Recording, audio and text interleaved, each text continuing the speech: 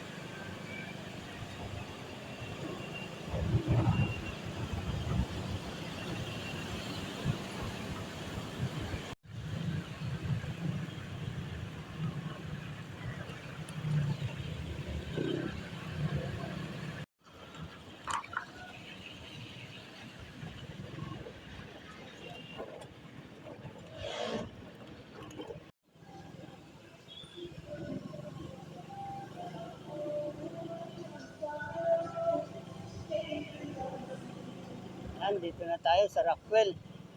At papasok na tayo sa parking. Kaya hanggang dito na lang ang ating vlog. Thank you for watching. God bless.